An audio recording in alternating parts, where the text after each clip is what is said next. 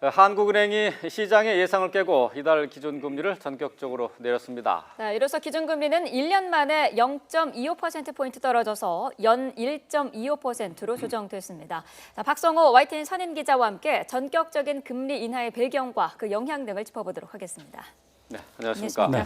자, 먼저 시장에서는 금리가 동결될 것이다라고 보는 견해가 좀 우세했었는데요. 채권 전문가들이 한 80% 가까이가 동결될 거다 뭐 전망을 했는데 그렇죠. 네. 상당히 전격적으로 인하를 한 거죠. 네, 이 전격적인 인하 배경은 어디에 있다고 봐야 될까요? 우선 첫째로 볼 수 있는 것은 어제 정부가 이제 구조조정 계획을 발표하지 않았습니까? 네. 그래서 구조조정과 함께 금리 정책을 같이 써서 경기도 좀 되살리고 일단 급한 구조조정을 좀 직접적으로 좀 도와주고 예. 그러면서 경기도 살려가면서 그래서 정부와 상당히 보조를 같이 맞췄다 예. 이렇게 평가를 할 수가 있겠습니다. 예. 네.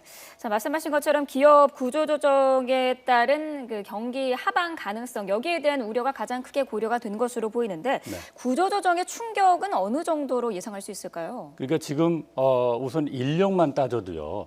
조선업만 따져도 그 세계 큰 회사에서 인력이 한 6천 명 정도 감원될 것으로 정부가 예상하고 예. 네. 거기에 이제 협력업체들도 있고 그렇게 되면은 거의 한 6만 명 정도가 지금 해고를 예고하고 있단 말이에요. 예. 네. 그런 상황에서 고용 대책도 물론 내놨지만 상당히 소비 위축이라든지 이런 데 지금 충격이 올 수 있다라는 판단해서 한국은행도 지금 가세를 한 것 같고요. 예. 실제로 보면 저는 3월 이후에 소비가 좀 살긴 했어요. 약간 예. 살아나긴 했지만 아직은 그 회복세가 상당히 미약하죠. 그래서 본격적인 건 아니고 또 잘 아시다시피 수출 최장 기간 마이너스이지 않습니까? 마이너스 행진을 계속하고 있지만 네. 그 폭은 좀 줄긴 하지만 그러니까 아직도 그렇다. 국내적으로도 이제 그렇고 예. 중국 경제는 뭐 말할 것도 없이 지금 뭐 신한 권한하고 있죠. 그런 네. 상황이 반영이 된 거죠. 예. 네. 당초에는 뭐 미국이 6월 중에 금리를 인상할 것이다라는 예상도 있었어요. 근데 동결적으로 가닥이 잡혀가는 것 같은데요. 이것 때문에 금리 인하의 여지가 생겼다 이렇게 봐도 되지 않을까요? 충분히 그렇게 볼 수 있습니다. 그러니까 지금 그러니까 현재 시각으로 14일, 15일에 네. 미국에서 그 금리 회의를 합니다. 예. 공개시장위원회를 하는데 아마도 거의 동결될 것으로 예상이 되고 있고. 아마 더 늦춰질 수도 있을 거예요. 예. 간단히 얘기하면 이렇게 되죠. 미국이 금리를 올리게 되면 우리도 사실은 금리를 올려야 그나마 돈값이 비슷해지는 상황인데 네. 그러니까 미국이 올리지 않는다고 하니까 만약 내린다면 우리가 기회가 지금이다. 이런 예. 그 시장에 기대가 있었는데 거기에 근데 시장은 사실은 뭐 거의 80%가 기대가 안 했는데 이번엔 구조조정이라든지 특히나 지금 이재명 앵커께서 말씀하셨듯이 미국 금리 인상이 지연되니까 그 요소도 상당히 작용을 해서 우리가 이번이 어떤 기회다. 그래서 전격적으로 내린 것으로 일단 볼 수 있겠습니다. 네. 금리 인하에 따른 우려의 목소리도 나오고 있는 게 사실이에요. 어떻습니까? 금리를 인하를 하면 흔히 이렇게 되죠. 금리를 뭐 인하하거나 인상하면 한국은행에서 보는 것은 크게 네 가지 좀 경로가 있어요. 네. 경로가 있는데 그 중에 이제 우리를 좀 크게 1,200조 원이 넘어가는 가계부채가 이제 더 문제겠죠. 예. 실제로 은행권만 따져도 6조 7천억 원 정도 들어서 가파르게 지금 상승하고 있거든요. 그렇죠. 네. 그러나 통화당국에서는 이런 것도 고려했겠죠. 가계부채가 늘어나는 위험이 있지만 그것보다는 지금 구조조정이라든지 또는 거기에 따른 실업 문제 이런 걸 보면 소비도 살리고 내수도 살리고 이런 것이 더 컸겠죠. 그 생각 계산이 그래서 이제 그렇게 한 것으로 보입니다. 예. 네. 그동안 정부에서는 한국은행에 대해서 경기 활성화 차원에서 금리를 인하해야 된다 하는 무언의 압박이 있지 않았습니까? 상당히 이제 많이 있었죠. 예. 많이 있었지만 그러나 중앙은행이 통화 신용 정책을 펼 때는 금리를 이게 조정할 때는 뭐 정부의 바람도 있겠지만 중앙은행이 판단하는 어떤 물가 수준이라든지 경기 그 방향이라든지 또 대외 여건이 있지 않습니까? 중국도 경기가 아직 그렇죠. 본격적으로 살아나지 못하고 있으니까 이런 거 종합적으로 고려해서 하는데 일반적으로 보면 우리나라나 미국이나 어디나 행정부는 대개 돈을 좀 많이 풀기를 원하고요. 그렇죠. 중앙은행은 필요할 땐 풀지만 항상 물가라든지 고용이라든지 이거 생각해야 되기 때문에 아무래도 좀 신중한 입장이고 그거 보면 어제 구조조정 펀드를 예. 만드는데도 보면 자본확충 펀드를 예, 만들기로 했죠. 그러니까 자본확충 펀드라는 게 이제 수출입은행하고 하고 산업은행. 예. 그러니까 지금 해운과 조선에 직접적으로 이 돈을 많이 빌려준 은행들이 예. 더 부실해질 수 있으니 지금 부실하지 않지만 예. 네. 미리 현재적으로 해서 돈을 넣었는데 10조 원을 한국은행이 부담을 하지 않습니까? 예. 그래서 한국은행도 사실은 나름대로 상당히 뭐라고 그럴까요? 이 기여를 했다.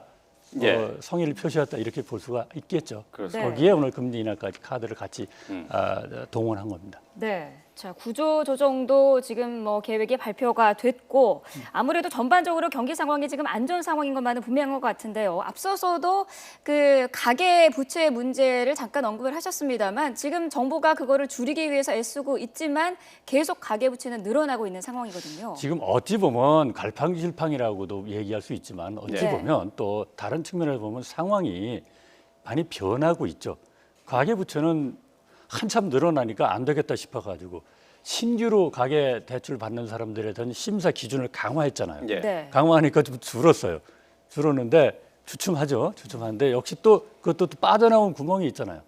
근데 아파트 담보 이런 거 보면 집단 대출 같은 거 해가지고 개인으로 네. 보면 안 되는데 집단으로 할 때 끼워서 대출을 받고 하는 게 또 문제가 되기도 하는데 네. 어쨌든 가계대출 문제가 있지만 긍정적인 금리 인하의 긍정적인 효과를 지금 본다면 아무래도 주식시장이라든지 예. 채권시장이라든지 부동산이라든지 이런 자산시장 쪽에서는 금리 인하가 호재가 되는 게 일반적인 경로고요. 예. 네. 그다음에 개인적으로 보면 아무래도 소비가 좀 더 늘게 되죠.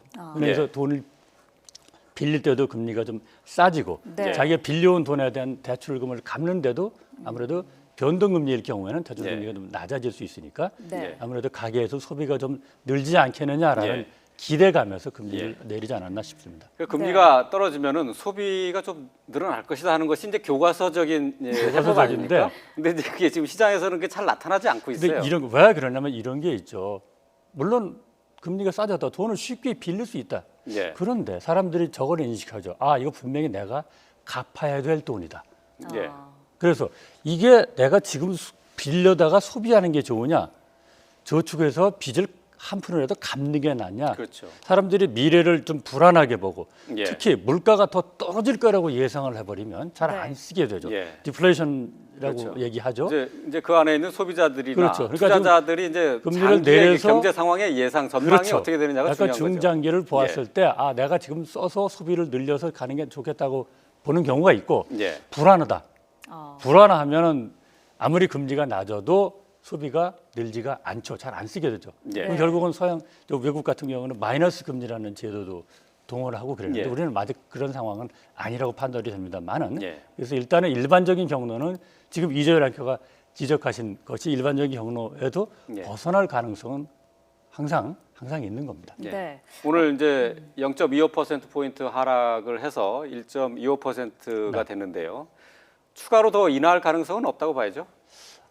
꼭 그럴 수 없죠. 왜냐하면 지금 구조조정에서 정부가 지금 사실은 두 개 업종 구조조정할 때 최대 8조 원 정도가 들어올 거로 예상을 했는데 네. 한도는 한 12조 원까지 해놨거든요. 예. 그만큼 상당히 긴장감을 가지고 있다는 것이죠. 네. 근데 지금 그게 정부가 보더라도 두 개 업종의 구조조정 실적이 한 2, 3년 정도 확연히 좋아질 것 같다라는 얘기를 안 해요. 불안하다는 얘기를 정부 판단이 예. 그랬습니다. 네. 그렇게 되면 향후에 얼마가 돈이 더 들어갈지 경기가 어떻게 될지는 참 예측하기 어려워서 문제가 또 해외 변수 중에 중국도 있지만 또 저 브렉시트라고 하는 영국이 예. EU에서 빠져나가면 그것도 예. 전체 EU권에 영향을 주고 네. 그래서 그것이 또 우리한테 어떻게 영향을 줄지도 아주 면밀하게 지금 봐야 될 상황입니다. 앞으로 네. 이제 경제 상황이 어떻게 전개가 될지에 따라서 또 그것도 쉽게 예상이 되는 부분은 아니다 그렇습니다. 이렇게 일단은 볼 수 한국이 있겠네요. 전격적으로 내렸으니 예. 거기에 버금하는 효과가 있기를 바라고 있을 예. 뿐이죠. 네. 이제 한국은행이 오늘 전격적으로 기존 금리를 인하했는데요. 이와 관련한 얘기 박성호 YTN 선임 기자와 함께 알아봤습니다. 잘 들었습니다.